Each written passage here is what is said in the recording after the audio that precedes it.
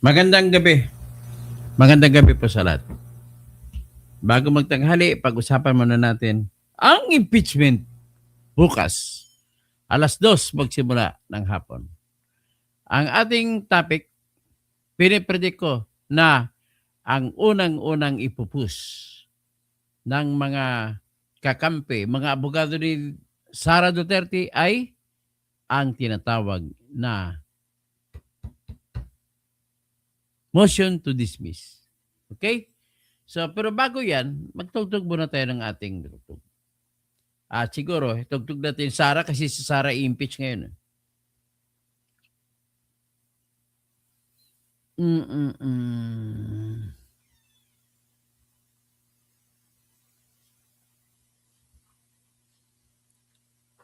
Sara, Sara, wala nang iba. Sara, Sara lang pag-asa. Sara, Sara, siya lang makapakulong. Mga kontraktor ubusin niya. Si BBM Sandro ikulong niya. Si Tamba Zaldi ikulong niya. Tapang at malasakit ibalik para bayan ay manahimik.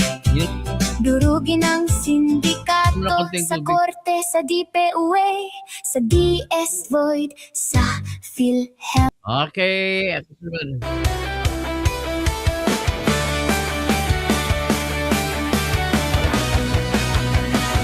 Sa Pilipinas, kilala ang tindi. Hindi kayang bayaran ni numan ang kanyang prinsipyo. Kapag may inapi, siya ang nariyan. Kapag may bayaran, siya ang hadlang. Hindi siya tiklop sa pananakot ng iilan. Hindi siya alila ng sino mang mayaman. Kung ang kapangyarihan nila ay inaabuso, hinahawi niya yan mano-mano. Kapag ang taong bayan ang nasasakal, siya ang unang sumusugot, tumatagal. Hindi pera ang sukatan ng halaga, kundi kung sino ang lumalaban para sa masa. Totok kasing tirador, totok kasing tirador. Kakapin ang naaapi, kalaban ng sakim na mandarambon. Totok kasing tirador, totok kasing tirador. Hindi kayang bilhin ang puso niyang matibay.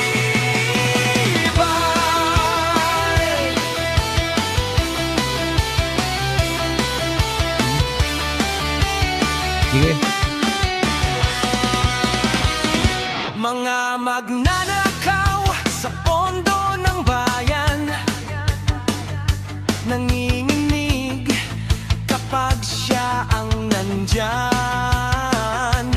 Bawat piso, bawat sentimo, kailangang sagutin sa mata ng tao. Walang ngiti para sa mandarambong walang pwesto, para sa sumisipsip kapag ang hustisya ang pinag-uusapan. Siya ang bantay sa gitna ng laban. Kung may nilulunod ang kasi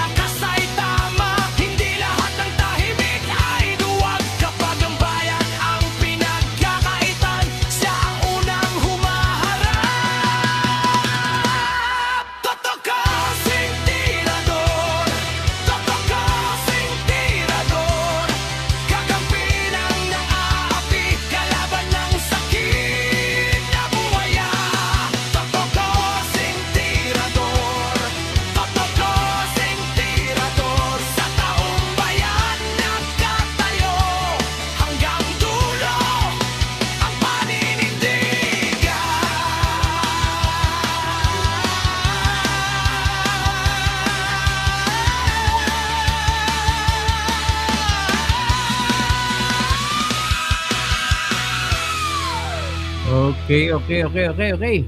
So, pag-usapan na natin ngayon ang impeachment laban kay Sara.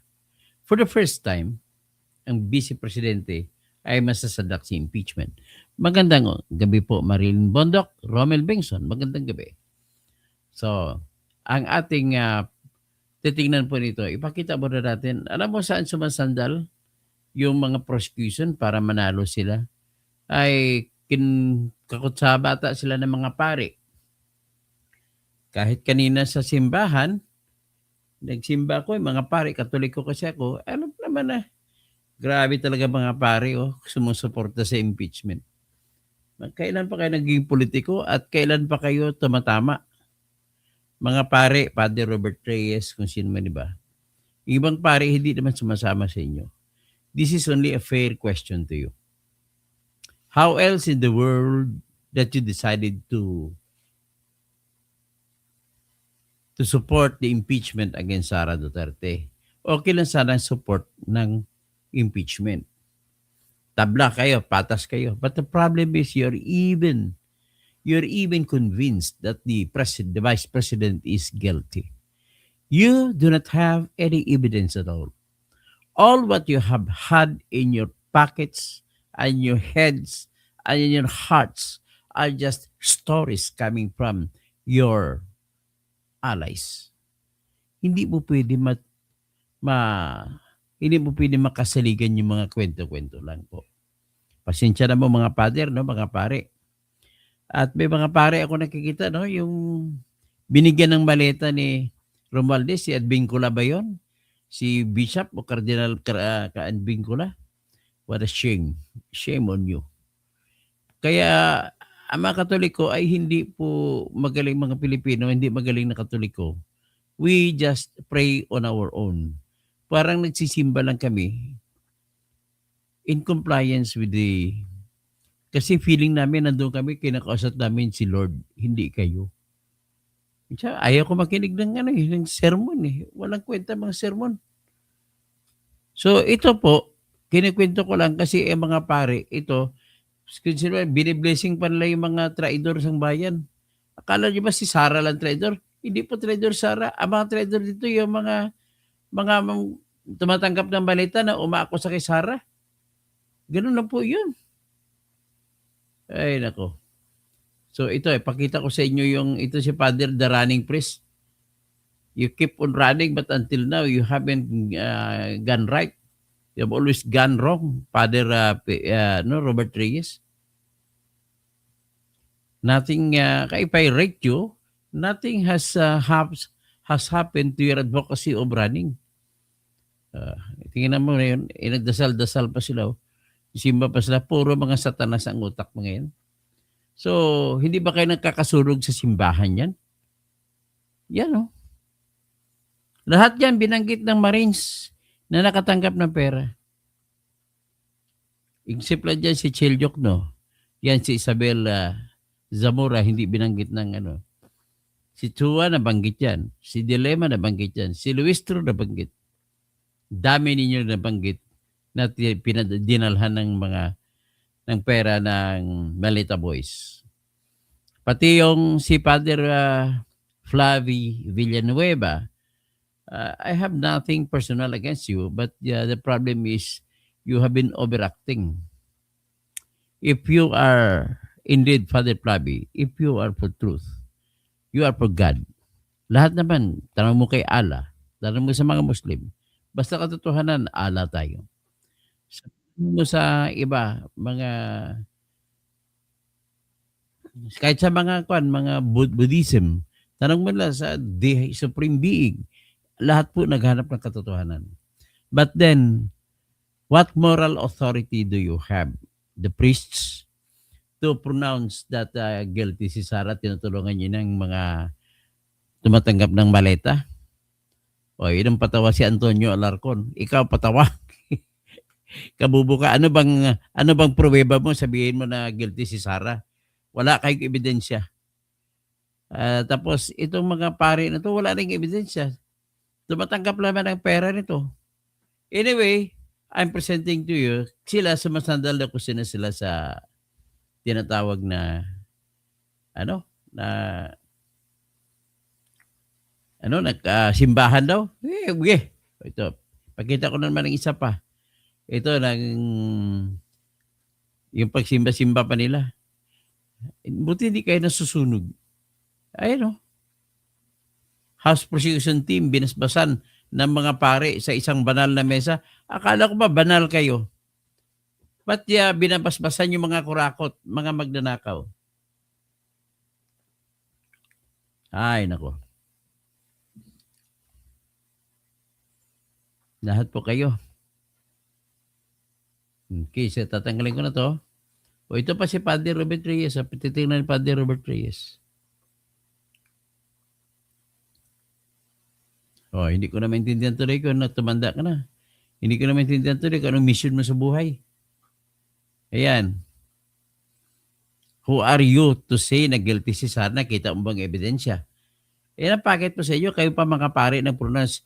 Ang hinihiling ko lang sana sa inyo, naging neutral kayo. Tumutulong kayo sa pagpatuloy ng trial. Pero neutral kayo sana. Hindi kagaya na huwag gayahin yung Antonio Alarcon na walang kwenta yan. Hindi nga alam ko anong tamang batas. Hindi pa nga alam yung batas. Hindi pa nga nakakita ko anong tamang katarungan.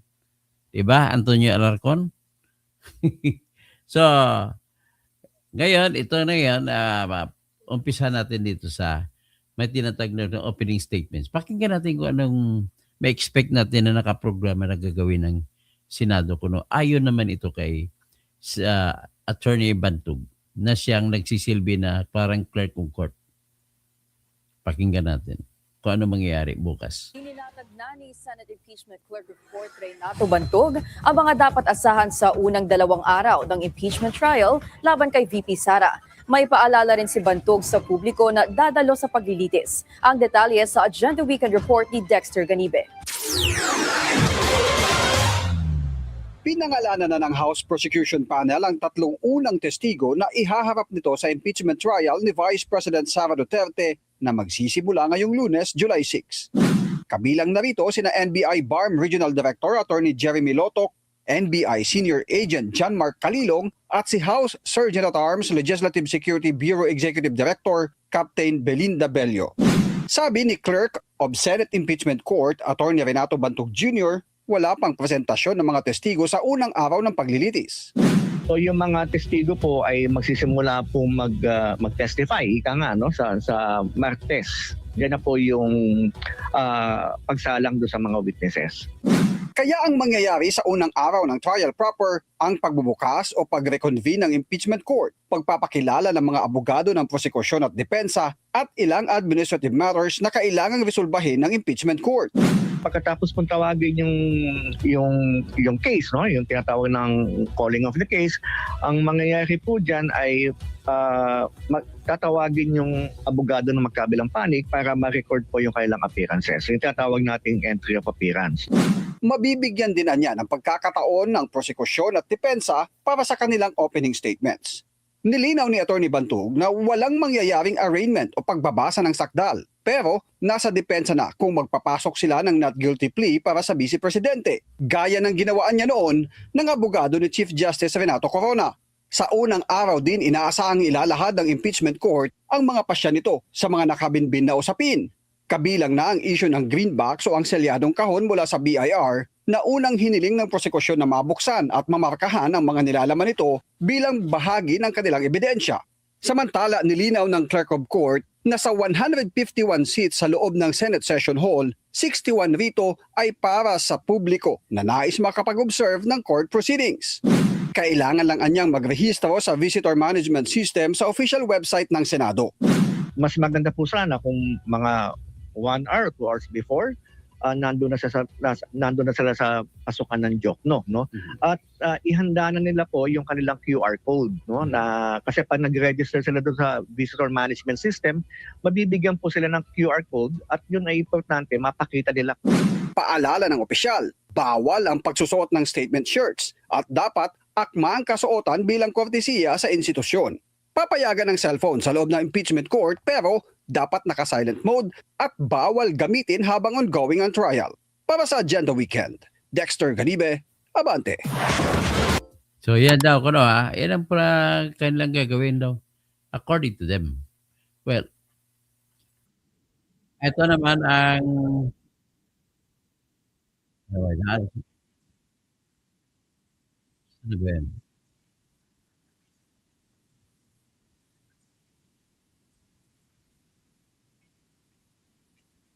Ito, i-kuhan muna natin 'to, iangat natin itong isa. Sa Billionaire News Channel din.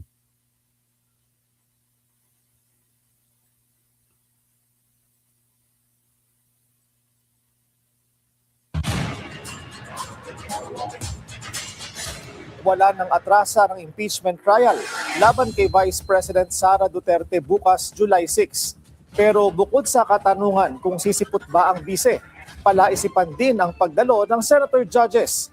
Aminado rin ang liderato Watching from na Jenna hamon Casey, ang pagsasabay Marisa. ng trial sa iba pang Sige, trabaho ng pipilitin Senado. natin maging Yan ang senador agenda tayo. report ni Hannah T.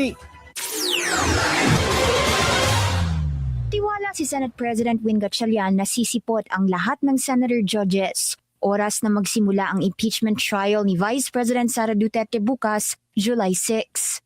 Bahagi raw ng tungkulin ng mga senador ang pagdalo sa proceedings dahil Paano kung hindi sisipot yung grupo ng minority? Magiging 13 lang sila.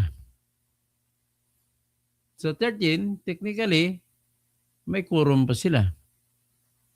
Technically, the question there is, if there is a decision to be decided on a question of substance, titingnan natin ang mangyari nito. Anyway, pagbigyan mo natin. sila ang lilitis at magpapasya sa kaso. Malaking senyales din daw kasi ang pagdalo ng minority senators na sina Senators Loren Legarda at Robin Padilla sa All Senators Caucus nitong Biyernes na marami na raw ang nag-move on sa issue ng Senate leadership at nakatutok na sa impeachment trial. Wala pa ring natatanggap na abiso ang Senado kung personal na dadalo si VP Sara sa first day ng trial. Pero handa raw ang Senado sakaling magdesisyon itong humarap sa impeachment court. Pagdating naman sa plunder case laban kay Senator Rodante Marcoleta, simula pa lang daw ito ng proseso sa korte. May pagkakataon pa raw ang senador na maghain ng kanyang depensa at sagutin ang mga paratang. Ayon kay Gatchalian, hindi otomatikong naglalabas ng warrant of arrest dahil lang sa pagsasampa ng kaso at nasa sandigang bayan pa rin ang pagpapasya kung may sapat na basehan para maglabas nito. Aminado naman si Gatchalian na ang pinakamalaking hamon ngayon ay ang pagsabayin ang trial at iba pang trabaho ng Senado. Nakapila rin kasi ang panukalang 2027 national budget, halos 50 priority bills, at mga investigasyon sa flood control scandal, Tacloban school shooting at iba pa. Kaya nananawagan siya sa magkabilang panig na kung maaari, paikliin ang presentasyon ng mga testigo at ebidensya nang hindi isinasakripisyo ang due process. Para sa Agenda Weekend, Hannah Tia, Billionaire News Channel. Okay, so yan ang sinabi nila. So ngayon, ladies and gentlemen, we are on a crossroads dito. Ibig sabihin, nasasangan-sangan daan. So, Gerald Calzado, flood control. Dami mga flood control dito, mga recipients, mga tumanggap ng maleta. So, may sistema tayo na umaakusa ay nakatanggap ng maleta. At ilan sa mga senador na maghusga ay nakatanggap din ng maleta. So, paano yan? Where is justice here? If both, sabihin natin ang accused guilty. If both the accused, it's all the accused, the accuser, and the judges are guilty of corruption, how will it show to the public? How will it show to the world? Paano yan? So, Sharon Molero, kupal daw ako. Ikaw, anong tawag doon sa tao na nakikinig sa kupal? Ikaw naman. Sige nga, ano tawag ko sa iyo? Si Antonio Alarcon, ano tawag? Patawa daw ako. Ano tawag mo sa tao nakikinig sa patawa? Nakatawa. So anyway, ito po magiging formal tayo. Kung ako po ang mag-analyze, ang abogado ni Sara ay bukas mismo ay magmo-motion sila na desisyonan muna ng Senado ang kanilang tinatawag na affirmative defenses. Ano yung affirmative defenses? Ang affirmative defenses po, yan po mga pag may kaso, pag sumagot ang kinakasuhan, magpepresenta siya ng sagot hindi lang po sa tanong ng mga nilalatag na pangyayari, hindi lamang sa pagsasabi kung inaamin mo totoo or tinatanggi mo na hindi totoo. Yan ang dalawang bahagi o tatlong bahagi. Actually, sa bawat pero kung sa impeachment court lang, dalawang bahagi ang sagot. Unang bahagi ng sagot ay denial or admission. Lahat ng mga ultimate facts na binabanggit doon, i-deny or tatanggapin na totoo ng akusado. This time, ang akusado si Sara Duterte. So, basahin natin mamaya yung kanyang sagot. But, the problem with this is, nag-complicate yung may kasama sa sagot ni Sara, yung pangalawang bahagi, ay yung sagot na wala namang jurisdiction ang Senate Impeachment Court na mag-entertain ng kaso. Kasi ang una, marami silang dahilan. Una po, ang article impeachment na ginawa po ng House of Representatives ay produkto na sa paglabag ng karapatan ni Sara Duterte na marinig muna. Due process. Natandaan ninyo. So, ang kasunod, mamaya ko na ipaliwanag kasi iyan ang gagawin nila. Sa kanilang sagot sa Senate, nag-invoke din sila na nilabag din ang bank secrecy law ni Sara. Pangatlo ay yung AMLAC recording, nilabag din yung AMLAC records. So, tatlong issue na yan. Pang-apat na issue, hindi pwede buksan ang BIR records.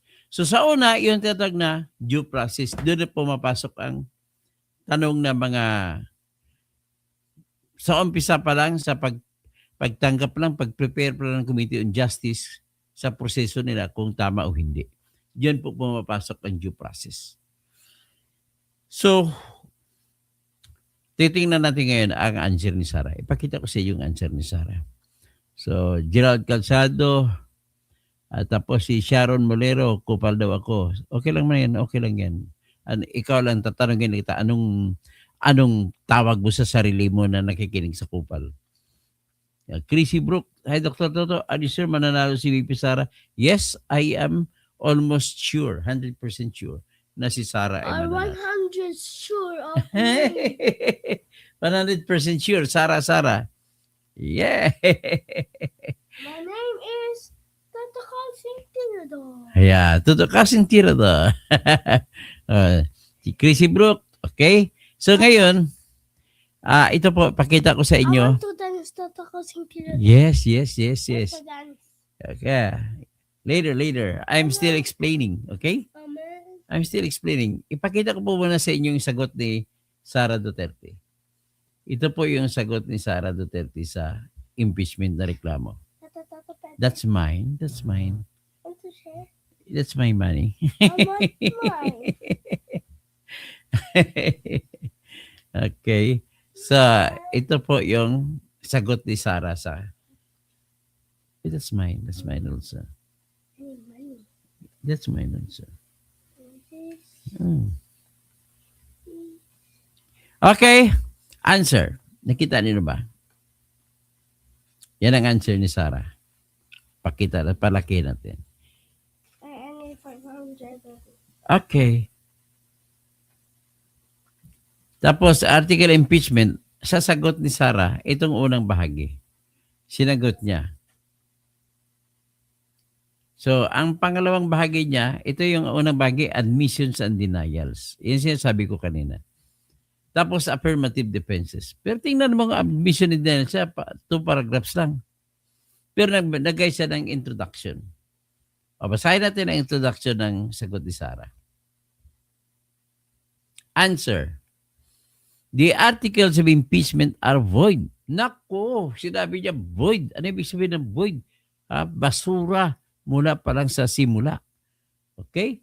So ngayon, the proceedings in the Committee on Justice are tainted with manifest partiality and evident bad faith, indicative of prejudgment.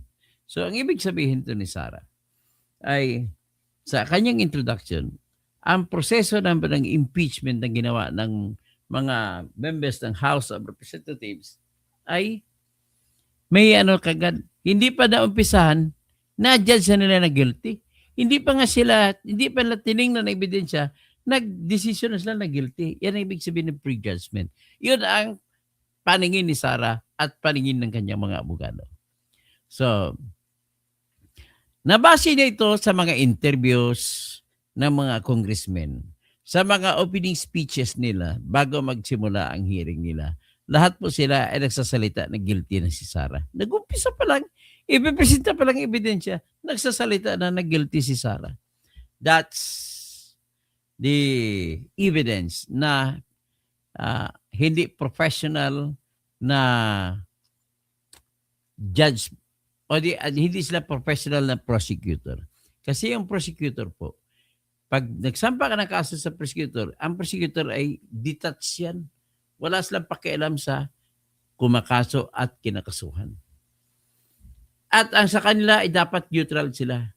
Kung makita na nila mga ebidensya na mayroong katuturan, saka pa lang sila magdesisyon kung pwede nang ikaso. At that time, at that point in time of the proceedings, saka pa lang sila pwede magsabi, sige, tatayuan namin ang kaso at kakasuhan natin ang inyong sinasakdal. Ganun po yung proseso. So, basahin natin ulit, patuloy yung sinasabi ni Sarah.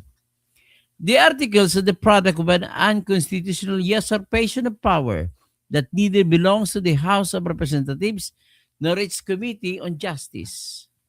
So, sa pagsasagawa, pagpoproseso ng House of Representatives ay nalabag nila ang Constitution. Particular ang usurpation, nag-usurp sila ng power. Bakit po nila nasabi? Kasi po, sa argumento ng mga abogado ni Sarah, which is also my argument, ay walang kapangyarihan ang House of Representatives magsumon-sumon para sa kanilang hearing. Ang sumon-sumon ay sabpina. Ang sabpina ay para lang sa Senado bilang impeachment court. Kasi kung mapasabpina sila, ano pang silbi ngayon ng sabpina ng Senate kung nagsabpina na sila? Kumbaga, ang ginawa nila, bawal ang pagsabpina, pero ginawa nila. Okay, mamaya ipo-point out natin yan. Basta ganun po ang introduction ng sagot ni Sara Duterte. Now, let's see. Kasunod. Sabi nila, yung articles... Akin na charger ito. Yes. Someone, this is mine now. Okay. This, Give me the charger. I have no... No, this. Okay, pick someone. This is mine now. Okay. Give me that. Wait, later. Okay? So, sinabi din nila na yung articles ay nag-violate sa yung naunang kaso ni Duterte sa Supreme Court na binasura ng Supreme Court ang articles. Dahil doon ay may mga paglabag sa mga tinatag step-by-step procedure na kung saan hindi nabibigyan ng due process.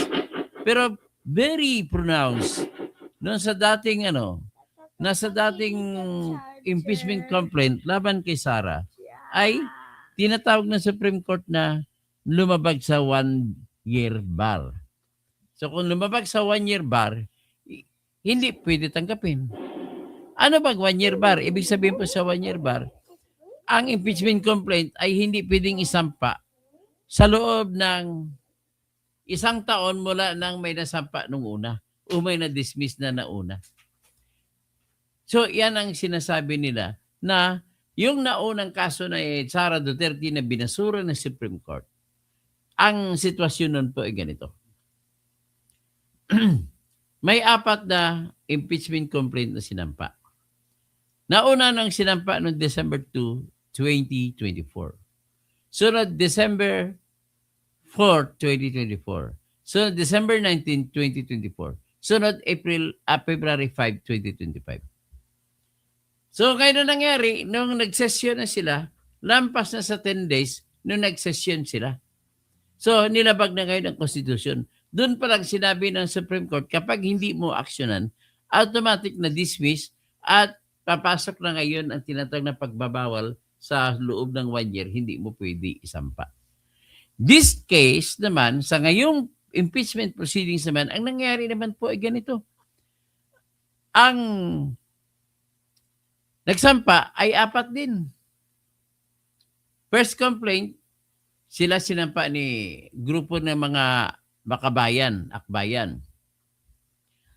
Next complaint, sinampa ng grupo nila ni Lila de Lima, ni akbayan ni Percy Sardanya, si Chil Diokno, at kasama rin doon si Kiko Aquino D. Yan second complaint. Sinampa nila ito nung wala pang February 6. February 2, February 4. Ang February 6 po kasi, iniutos ng Supreme Court na kailangan ang pagsampa ng sunod kaso ay dapat not earlier than February 6, 2025. Kasi bakit? February 5, 2025. Ngayon, February 6, parang inatang araw ng araw na may opisina. Tingnan natin ang February 5.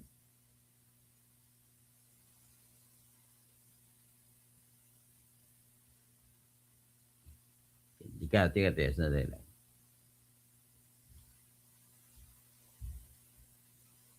Okay, February 5.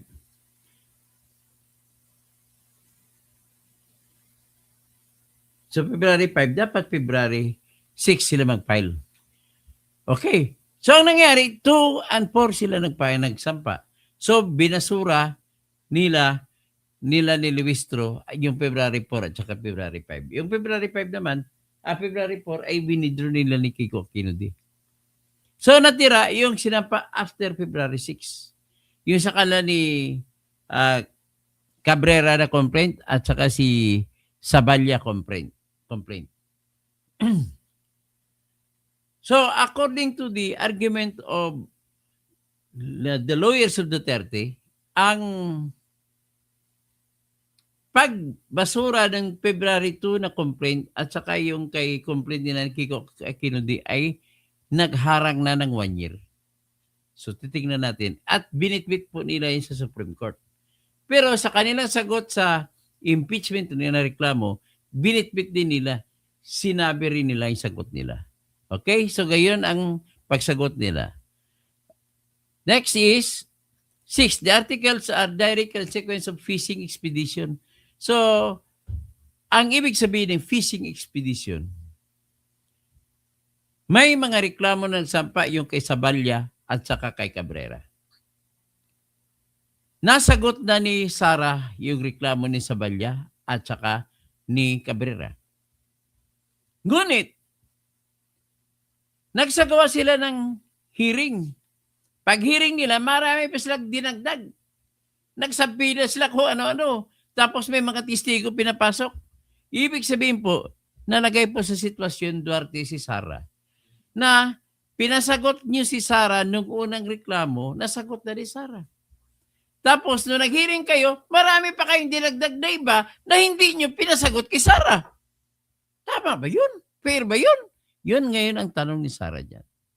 Yan ang isa sa mga grave violation of due process na sinasabi ng mga abogado ni Sara. At sinasaligan nila ni Sara yung mismong decision ng Supreme Court sa naunang reklamo na pagbasura ng Supreme Court, sa naunang reklamo laban kay Sara, sinabi ng Supreme Court, ang due process sa lahat ng antas ay hindi pwede labagin. Inilabag. Ibig sabihin, hindi sinunod ang utos ng Supreme Court. Yan ang laman sa sagot ni Sara. Next, titingnan natin ang iba. Yung referral process daw, yan ang sinasabi ko na nauna ko na na-explain. Ang referral process ay imbis na i-refer sa House as a whole, ni-refer lang sa committee without the action of the plenary. Dapat, kasi House ang uma-action, hindi pwede na speaker lang ang gagalaw. Kailangan aprubahan muna ng buong member ng House bago mo ibigay sa House Committee on Justice. Hindi nagawa, kaya isa yan sa mga isang argumento ng mga abogado ni Sara Duterte. Next.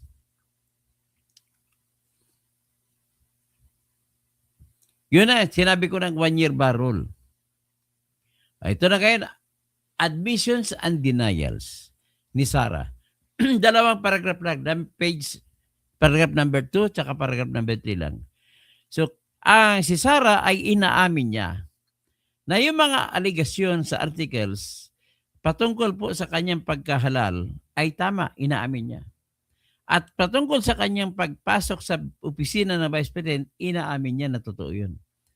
At yung mga terms and conditions niya at terms of office niya sa Secretary of Education, inaamin niya.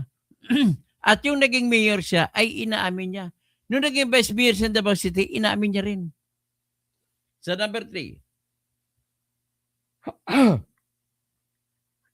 sabi na, ang iba na mga aligasyon sa articles ay hindi ko na inaamin.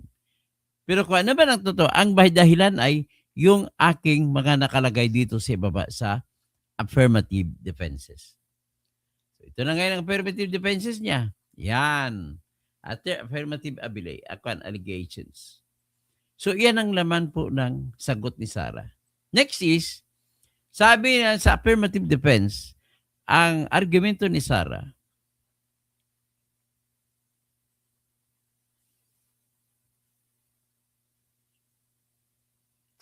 binabasa ko pa.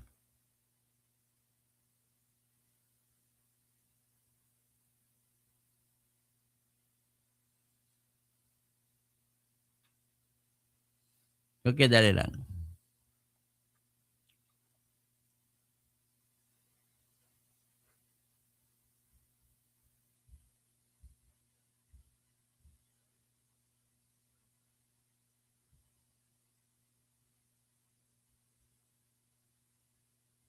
So, ang una niyang ginawa na affirmative defense ay yung 1-year bar rule na kinikwento ko kanina. Na dahil ay inaksyonan ng Committee on Justice na dinismiss yung una at saka pangalawa, ay nagkaroon na po ng pagharang na sa loob ng 1 year ay dapat doon lamang hindi pwede magsampa ng panibagong reklamong impeachment. So ngayon, dahil binasura yung una at pangalawa, yung pangatlo kay Sabalya at saka kay Cabrera, hindi na pwede tanggapin. Yan pong unang affirmative defense niya.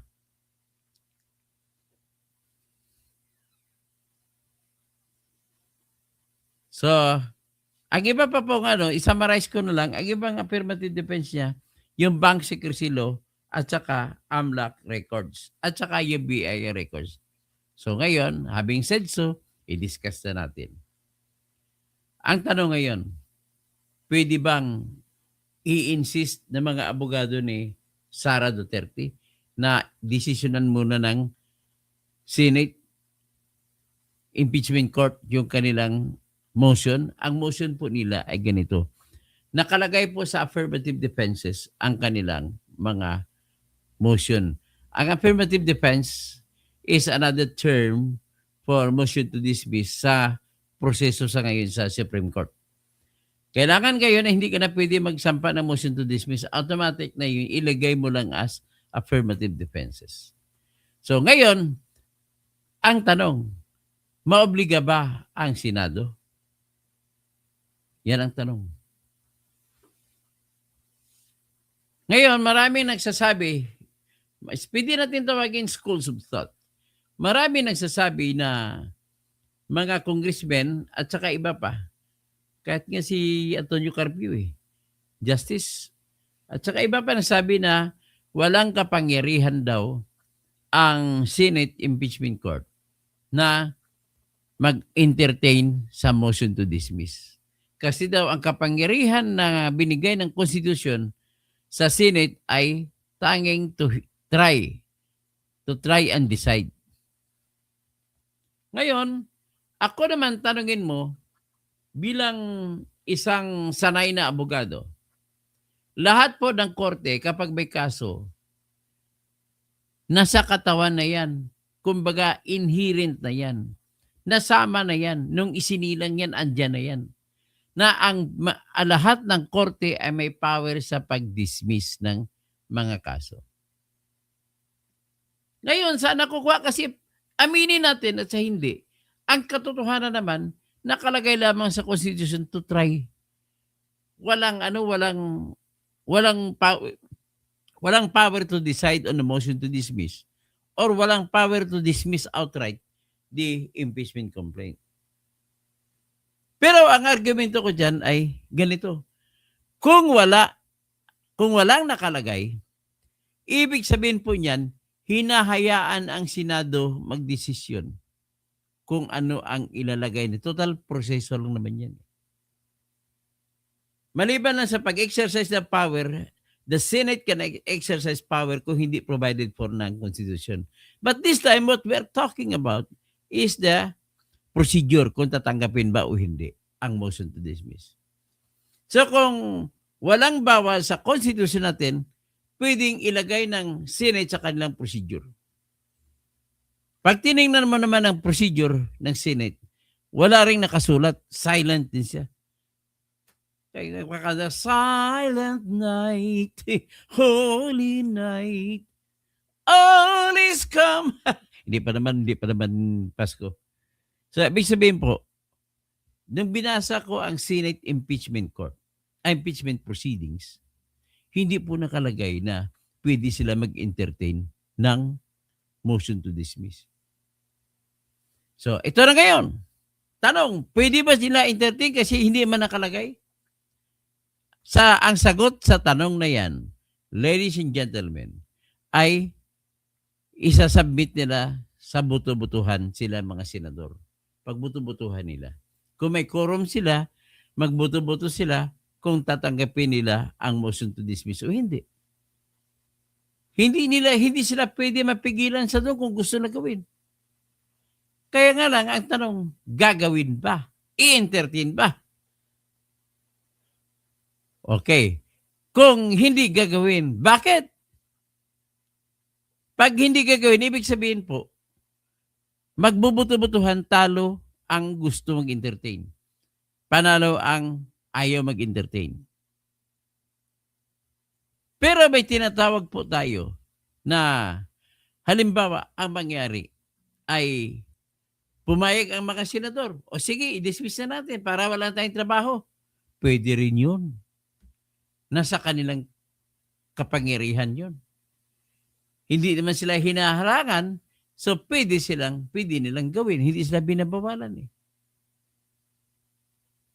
Ngayon, halimbawa, ibasura nila. Pwede rin yun. Ibasura nilang motion, hindi yung kaso. Ibasura lang motion. So kung ibasura ang motion to submit the affirmative defenses to the decision of the Senate Impeachment Court, whether to dismiss the case or not because of lack of jurisdiction, it is up to the court. Impeachment court. So kung nasa kanila kapangyarihan, hawak nila ang bit, dalawang patutunguhan ng decision. Papabigyan nila, entertainin nila, or hindi. So unang motion lang dyan is to move that the court decides on the affirmative defenses. So, intindihan niyo ibig sabihin yan? Tagalogin natin ulit. Sabihin ko naman ulit. Meron kasi nakalatag sa sagot ni Sara na affirmative defenses. Ang affirmative defenses po ay katumbas yan na nagsasabi sila na walang jurisdiction ang Senate Impeachment Court. So ngayon, kung walang jurisdiction, ipapaliwanag nila siyempre. Pero ang unang tanong, threshold na tanong lamang ay, i-entertain ba ng Senate o hindi? Yun lang. Hindi mo na sila magdesisyon kung i-admit, kung ano naman, kung dismiss ba o hindi. Ano na lang, magdedesisyon sila kung tatanggapin ba nila yung motion o hindi. At kung magdesisyon sila, kasunod yan ay pasusumiti ng memorandum or position paper ang bawat panig. Si Sara magsumiti at ang kalaban ni Sara magsusumiti. Pero kung ayaw nila, kasi hindi hawak ni Sara ang majority. Hawak nila ng grupo ni Win Gatchalian. At si Win Gatchalian po ay nagtatrabaho para pagbigyan si Sandro Marcos. Nagusto si Sandro na matuloy ang impeachment at masintensyahan si Sara Duterte at pwede na tumakbo ang gusto na tumakbo. Kaya kita mo? So ngayon, ito naman ang tanong. Unang tanong, halimbawa, nagdesisyon ng mga kasapi ng Senado, sila nagdesisyon. Sige, pagbigyan natin, i-entertain natin, tingnan natin, basahin natin. Ano mangyari kasunod? Hindi, papasagutin ang grupo ng laban kay Sara at magsasubmit sila ngayon ng memorandum o di kaya magsasubmit ng memorandum din ang grupo naman ni Sara. What happens? Kung papasubmit, di kayo magsasubmit, doon na ngayon timbang-timbangin ng House ng Senate impeachment judges kung pagbigyan na i-dismiss ng kaso o hindi. Siyempre, ibang senador nagsasabi, hindi naman tayo, wala tayong kapangyarihan mag-dismiss eh. Pagkapangyarihan tayo mag-decide, mag-try eh. No, hindi ganoon. Mali yun. If you have the power to try, you have also the power to contempt. Hindi naman nakalagay contempt. You have also the power to compel witnesses. You have also that power to, kung ano pa ibang power. Yung ganito, at kung gusto nila, pagbigyan, they have now the power to tell the prosecutor to submit your arguments. So mag-argue muna sila. So tatagal ng konti ang impeachment court. So kapag decision nila na, sige, tagapin natin, magbubuto-buto mga senador, that's the time magsumiti ng argumento bawat panig. So tatagal siya, mga isang linggo pa. Madagdagan isang linggo, hindi pa magsimula ang trial. Ganoon po yung nakikita ko. But then, kung ako naman ang abogado ni Sara, number one rule in my lawyering is, kung pwede makuha sa korte ang panalo, kunin mo na kaagad. Huwag mo na antayin ang trial. So in this case, sigurado ako na magpapile si Sara Duterte through her lawyers ng tinatawag na motion to hear the affirmative defense or defenses. So hanggang dyan na muna siguro. Sa sunod natin pag-usapan kung ano ba yung mga defenses. Pwede ko ba i-summarize dito? Yung isang dahilan na Bank Secrecy Law, hindi pwede pabuksan. Ang AMLAC records, hindi rin pwede pabuksan. Yung BI records, hindi pwede pabuksan. Yun po pag-usapan natin sa susunod. Okay? Magandang gabi po sa inyo lahat. So maging Maduro to o si Sara, Tote Jeffrey Bagares Ledesma, tapos si Chuna Wooldridge.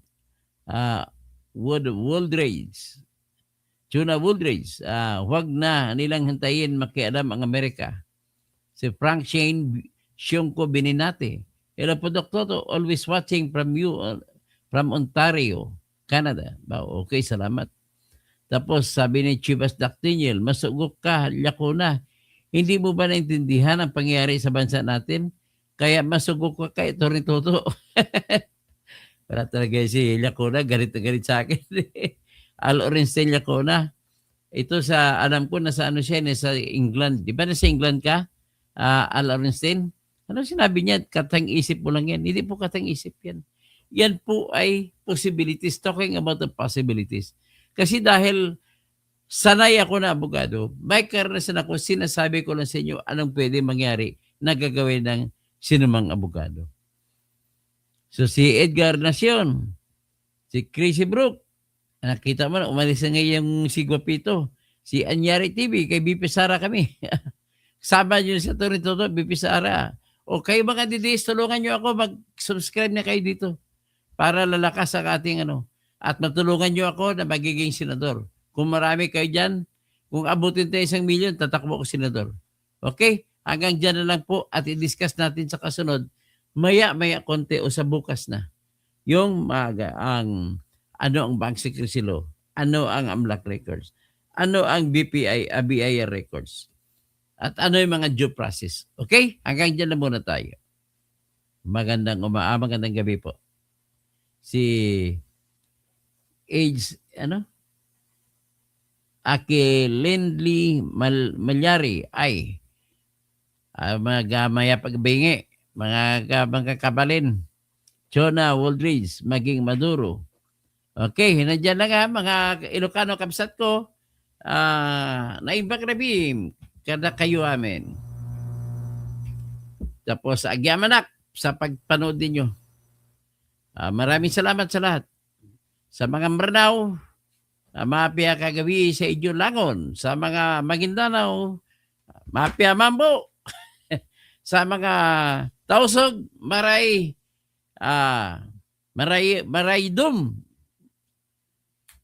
Marayaw dum. Parang Bicolano rin, no? Marayaw. Tapos ang Surigao nun, Maradyaw. Kita mo yung pagkadikit-dikit ng ating salita? Isa lang pinanggalingan talaga natin. Si Sara Duterte na pinanggalingan natin. Yung iba dyan magagalit. Reynald Loro, botohan ka namin, Doc. Sige, tatakbo po ako, Senador. I-organize ko pang aking sarili. Tatakbo. O tayo mga DDS forever. Kahit kayong DDS na bubuto sa akin, mananalo na ako pagka-senador. Yan, mga DDS, tulungan nyo ako. At tudutuduhin na natin ito. So hanggang dito lang muna. At magandang gabi po. Maya mag-vlog pa ko ulit tungkol po sa Bank Secrecy Law, tungkol po sa BIR records, at tungkol po sa AMLAC, at tungkol sa due process. Mahabang topic yan. So maraming salamat po. Olivas Jack Daniel. Mas ugok ka Laguna. Okay. So maraming salamat po. Paki-like, paki-subscribe para naman marami naman ang nanonood sa